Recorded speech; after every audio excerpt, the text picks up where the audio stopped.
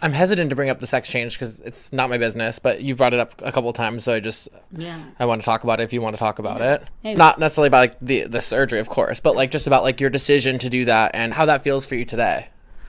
Well, I mean, it's hard to not talk about it without not talking about the surgery. No, because- you're free to talk about whatever you want to talk about. I don't want you to feel like I'm trying to be intrusive. Right, You know what I right, mean? yeah. No, it's okay. Okay, You're so okay, cute. okay. I had my SRS surgery February 2014. I was the first girl to be approved by the state to cover my surgery. So I had to prove to the law that it was medically necessary for me to undergo that surgery. I had a surgeon. I feel like she was careless. She seemed great. She seemed sweet. I was naive. I was in desperation of a change. And, because I was conditioned, to believe that my body was just not good enough, or my body was not feminine, or my body was disgusting because I had a fucking dick between my legs, She did surgery and it was done. And, like, she kind of, like, that was that. She told me that I didn't need electrolysis. And that's one thing that's like every surgeon who performs a vaginoplasty requires that to be done, because if not, you can grow hair inside of you.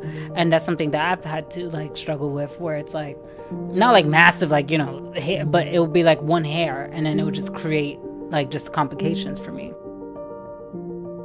Dilating, having to keep my vagina open, all of that was just, it was torture. It was painful. It didn't feel good. Just these hard rods I had to keep open, and some of my vagina, the skin graft didn't take. So like, it sounds funny, but like, a part of my lip was hanging, and they had to cut it off. So then I was told that I had to go a size down in terms of like diameter, in terms of my dilation, and then I could move back up to, and I did that. I went to the smallest dilator, and, for like a couple days, and then it was so hard to just regain that depth back. And then I just started to close up, and it was painful, like to the point of like I thought I was going to faint sometimes when I would put it inside me. It was just so painful. It hurt so much. So eventually I gave up, and I was depressed. It had me very depressed because I lost all this depth, and I was just like, fuck it, I'm not dilating. I'm not doing this shit. Like, I guess I'm going to be a human Barbie with a fucking non-working vagina. My vagina closed. And It's interesting that you're going through that mental health stuff, because one would think that would have solved a lot of your problems to get the sex change, and it actually was the opposite. Yeah, it was totally the opposite. I was, definitely, happy at like, I felt like, yeah, I saw a little difference, and I'm like, wow, like I'm one step closer to being the woman that, I was made to be. A part of me was living in a delusion, thinking that, society was going to treat me differently. I thought that the world was going to just see me,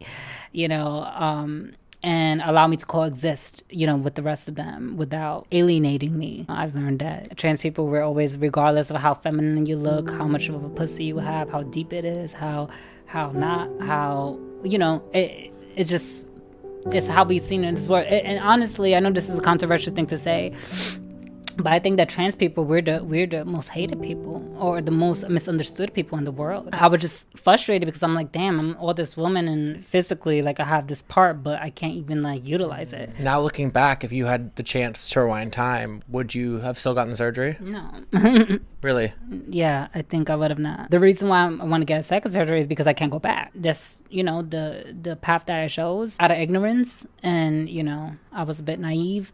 But that's why I think it's important to be transparent about it, because I think that a lot of trans girls that do undergo that surgery, they kind of like pretend like, oh yeah, my pussy's this, it's so this, and it's so that, and whatever. And it can be, but you also have to, like, be realistic. Like, if you don't have the money to get all those surgeries, you have to be prepared to possibly have to undergo multiple surgeries in order to get the result that you want.